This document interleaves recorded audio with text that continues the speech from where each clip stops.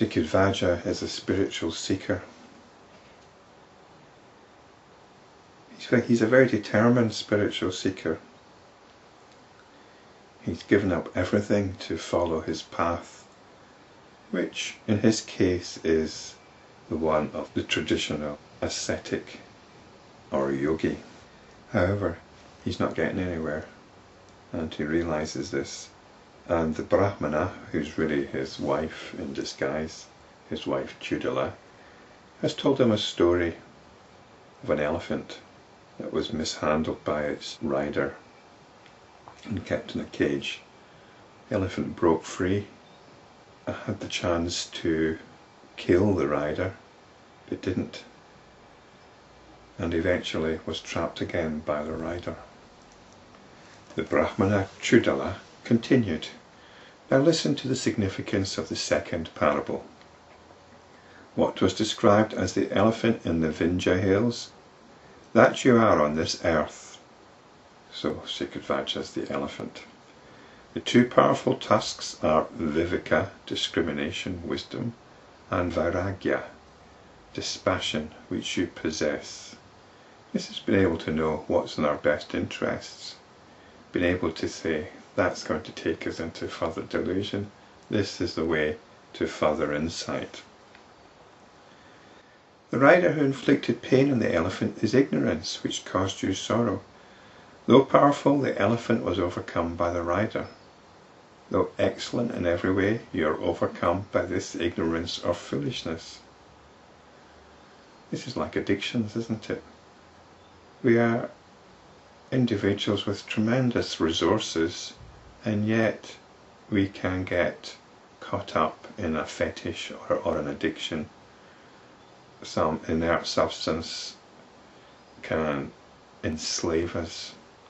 We can be overcome.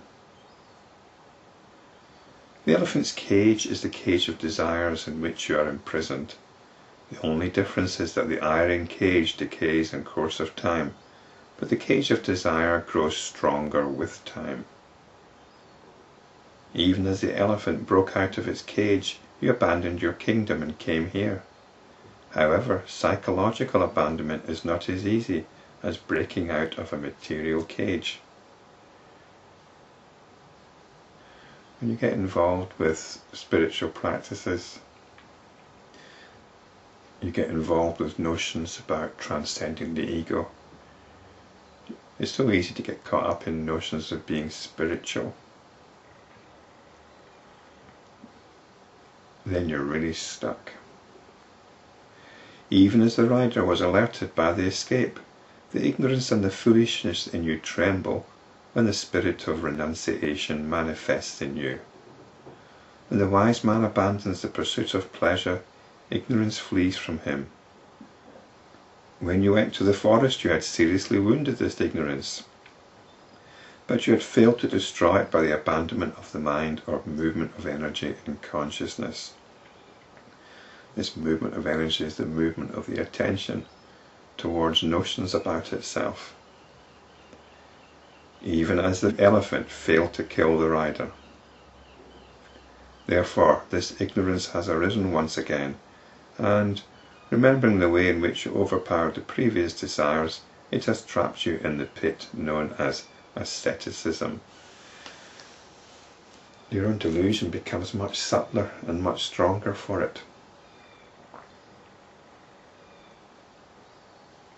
This is the trouble with notions of a spiritual path.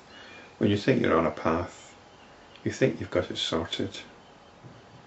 You think you can just get on with the practices, be regular, have your meditations, behave in certain ways, pay homage to your guru or whatever.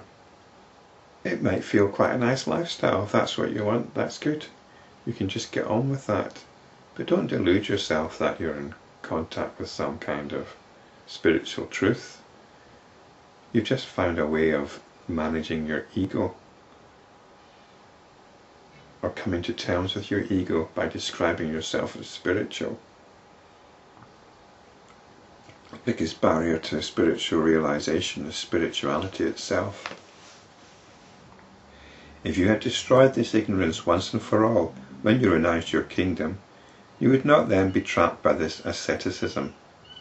You are the king of the elephants, endowed with the powerful tusk of viveka, or wisdom. However, alas, in this dense forest you have been trapped by the rider known as ignorance, and you lie imprisoned in the blind well known as asceticism. Often seems to me that religion, spirituality are like the aids of the human psyche. Our intelligence starts working against us. It's like the intelligence, our discrimination should be like our immune system. It should be protecting us from foolish ideas, from idiotic notions,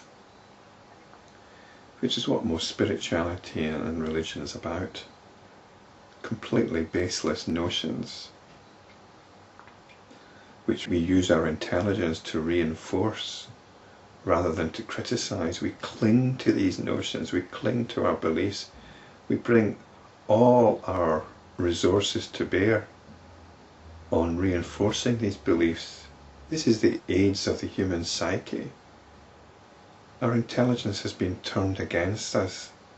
It's been put into the service of the disease of blind ignorance, which masks itself as enlightenment, as religious belief. This is the significance of the story here of Sikhidhvaja. He was the classic yogi. He probably went along with it to the letter, but he's been trapped in it. And Chudala's making no bones about it, describing him as a pig-headed fool and suicidal. Because not only have you abandoned the truth, you reinforce the ignorance. You actively reinforce the ignorance in the name of liberation. O king, why did you not listen to the wise words of your wife, Chudala, who is indeed a knower of the truth? She is the foremost among the knowers of the self, and there is no contradiction between her words and her deeds. Whatever she says is true, and is worth putting into practice. However, even if you did not in the past listen to her words and assimilate them, why did you not abandon everything in total renunciation? So he's not even a renunciator. He's not even what he thinks he is. He's not abandoned everything, really.